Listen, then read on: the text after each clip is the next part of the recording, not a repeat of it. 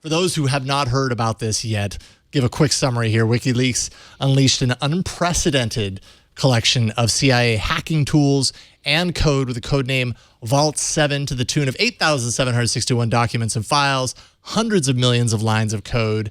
And of course, Iain, you've been poring over the details for I think you said the past 6 hours. You probably haven't even scratched the surface. WikiLeaks claims that this is the biggest dump of its kind. Is that true? It's certainly one of the biggest. I would say in terms of sheer volume, the State Department cables probably trumps this one. But in terms of importance, this is probably the most important dump they've done so far. And they're saying this is just the start, so there may be more to come later. But we're talking about a vast quantity of documents. As I say, I've been going through this for the last 6 hours. I don't even feel like I've scratched the surface when you look at all the PDFs and the studies that are in there. There's so much more to go through, but I managed to at least get the basics of it down and the basics of what's been done. And there is a phenomenal amount of stuff in there which is going to cause both the CIA and the FBI a certain amount of embarrassment. And we Brits, of course, are going to be slightly red-faced as well, because they do show quite how closely the CIA has been working with British intelligence agencies and others to actually collect things like critical exploits, serious attack code, and various ways of invading their way into the devices that we use and love every day. The things we've heard are probably happening, and then you read something like this, you hear about all the details in this, and you understand how it's probably actually happening.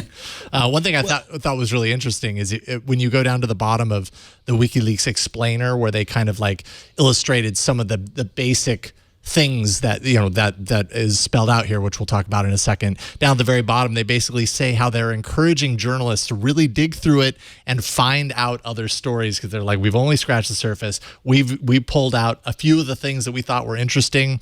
We're waiting on the best journalistic coverage to basically find all the hidden stuff, and then we will grant early access to more information based on that the merit of journalistic coverage from that. Yeah, right. I'm slightly skeptical about that. Wikileaks, I imagine, is going to play favorites with this on organizations that don't point out that they've been sort of, less than helpful in some regards. But, I mean, certainly they're right. There's a lot of stuff here. There's also a lot of misinformation which has come out early on. There was a number of excitable headlines from the New York Times and others saying that Signal, the encryption program developed by Whisper, and that's used in WhatsApp and various other applications, have been compromised. It hasn't. But on the other hand, just to give you sort of the TLDR rundown on this, if you're using Windows, you're screwed. If you're using Mac OS, you're almost certainly screwed. If you're using iOS or Android, you're definitely screwed. Your smart TV, it can easily be turned into something which listens into your house. They've got an entire working group on Internet of Things devices, so that Amazon Echo is not looking quite so good now, is it? And there's a whole bunch of stuff as to how they can sort of subvert various pieces of software to suit a surveillance aim, in going into some quite interesting detail. And plus, there's all kinds of sort of little asides. There's one analyst has his homepage where he lists the music he likes and the kind of Japanese ASCII characters he uses to converse with online. The dump even includes encryption keys for a couple of bits of software, one of which, text editor, the encryption key owner is listed as a computer repair shop about an hour away from CIA headquarters. Now, I called up that computer repair shop today, and the guy was really rather peeved at why his phone had been going off the hook, because he claimed he got nothing at all to do with the CIA and had no idea how those keys came to be published. So there is a whole mess of porridge to be gone through on this, just to work out exactly what is going on and what's being said. And frustratingly, there's also a lot of information which has been redacted, which is presumably either WikiLeaks has decided this is top secret stuff, or that they've just didn't want to put those particular files up for whatever reason. So it's a frustrating process going through it, but I would encourage all the listeners and watchers to get into the archive, do some digging around, and particularly if you work for a software company, or if you work for a developer, or if you're a developer, get in there, because there are lots and lots of useful tips about how to harden up your products. So you mentioned the smart TV, and of course that was a big part of the news. The Samsung smart TVs are spying on you, that they're able to put malware in it that makes it look like it's turned off. It even suppresses the light so that the light is off. and it's still listening to you. And this is, of course, they called this project Weeping Angel, which was one of my favorite parts of this. So can you talk a little bit about that? I mean, you said you're screwed. Do you assume that this isn't something that's just limited to the Samsung Smart TV, but any TV? Smart TV? I mean, they talked about smart TVs. They did mention Samsung specifically, but realistically, this kind of attack should work on any smart TV product. I mean, you've got to remember, this is basically an expansion of an attack that they've been using on mobile phones for ages. There was a major case about 10-ish years ago where an organized criminal figure was taken down because they installed malware on his phone, which made it appear that it was off when it was in fact acting as an audio bug. And this is exactly the same thing they've done with the smart TVs. It has a function called fake off, where, as you say, they shut out the LEDs and it can still do audio recording. And in the notes, they say they want to expand this so that they can also do video surveillance this way, and also hack into the general Wi-Fi network that smart TV is connected to. So, this is an obvious target. You've got these things in your living room. They're listening to you all the time. And they have a whole embedded devices working group, which is looking at how to expand this into self-driving cars, into IoT devices in the home. The CIA isn't dumb. They know this stuff is in people's homes. They know it's an ideal surveillance apparatus. I should imagine they're going at it with all guns blazing, trying to make sure that they can use these devices in the future. Now, another thing that is getting a lot of press, a lot of coverage, is the insecurities, the zero-day vulnerabilities inside both desktop OS systems, like you said, pretty much any operating system at this point, in your words as host. But there's been a lot of misreporting about that as well, or rather misunderstanding, where it's pointing to the fact that secure messaging services like Signal, secure messaging services that people have relied on for encrypted, protected communication and assumed that was protected, is actually vulnerable in light of what we found here. But that's not a vulnerability of those apps. That's a vulnerability of the underlying OS that those apps are running on. Is that right? That's exactly right. Yeah. Signal, I mean, Moxie Marlin Spike's Whisper developed Signal. It's one of the gold standards for secure communication. And there was a real fear that the CIA had maybe been able to subvert this. From the documents I've seen, there's no indication that's the case. What does happen is that if you're running Signal on your mobile phone, for example, and your mobile phone has been pwned by the CIA, then they can stick a text logger on there and a screenshot saver, and that's the way that they can get around the app. But the apps themselves look solid, and we don't want to get into a situation like we had earlier in the year, where some excitable press reports go out saying WhatsApp security is being compromised and everyone dump it, and people dumped it and went for less secure communications, and it was a complete misunderstanding.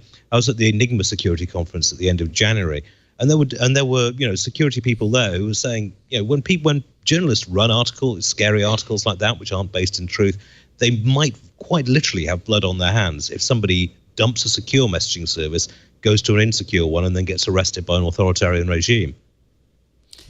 So I know these documents described guides to targeted spying, not the general just like let's spy on everyone, right? So I mean, is there really is the sky falling? Like, do we all need to be worried? I don't want to get into the like I'm not doing anything wrong, so I'm fine situation, but. Does the average person have something to worry about? And if so, what is it? Well, I'm not a big believer in the if you've done nothing wrong, you've got nothing to hide argument, because otherwise, why would people have curtains? But in terms of this, what this has exposed is a giant hacking toolkit, if you like. This isn't stuff that would be used for mass data slurping of everyone. It's basically you could build customized software to either get a person or a group of people, or to build general tools which would then be installed on a target system. For example, the smart TVs one, you need to actually get a USB stick into the TV to load it up, right. At least based on the slightly outdated documents that we saw, although they did say they were trying to work around that. But I mean, at the end of the day, this isn't something that is going to be deployed against, Joe Bloggs in Pig's Knuckle, Arkansas. This is stuff for highly targeted and almost customized versions of spying. But one thing it does show is the sheer breadth of stuff they've got.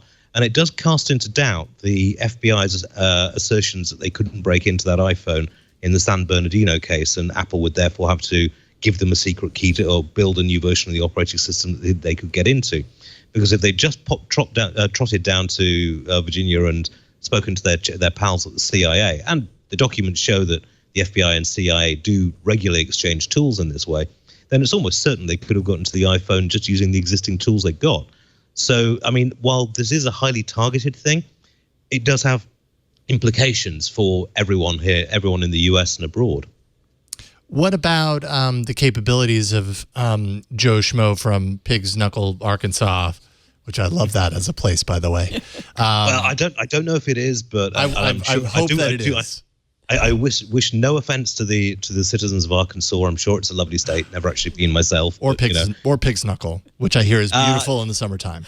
Yes, I know. But when it comes to city names, city town names, then Britain really does. We punch above our weight in that area.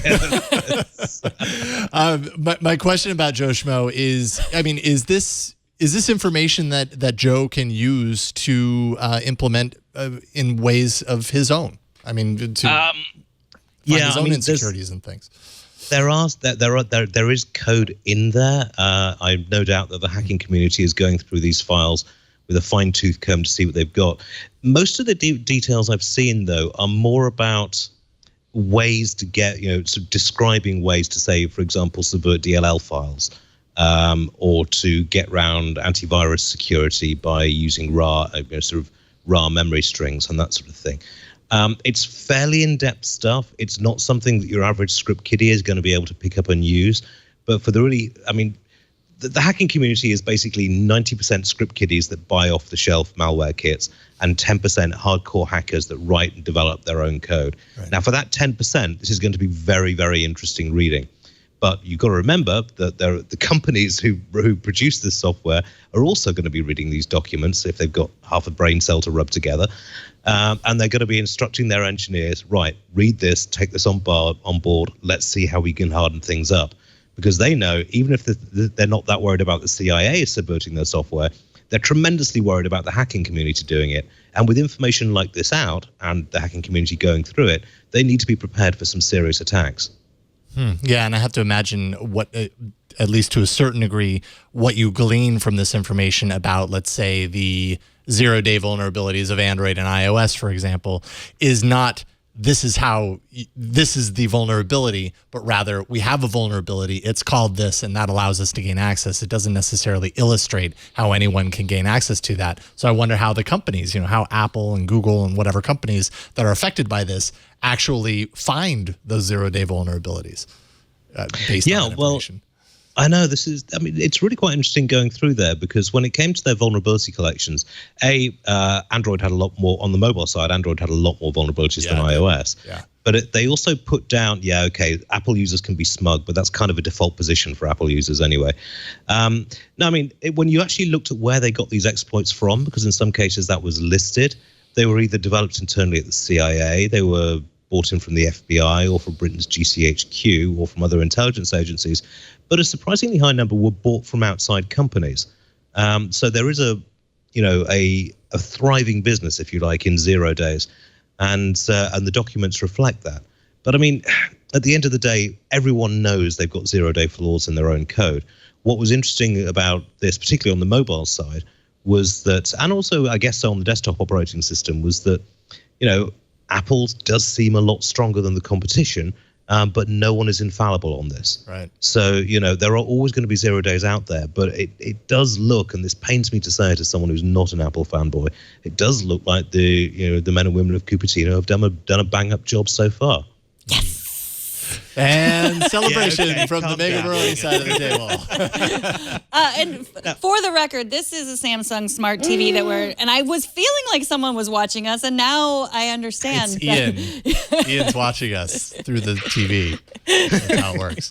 No, that's not how it works. Iain Thomson from The Register, really appreciate you joining us. I'm sure there's going to be many more things that we're going to find out over the coming weeks from these documents. So we'll just have to bring you back again once we find out a little bit more to scare our pants off.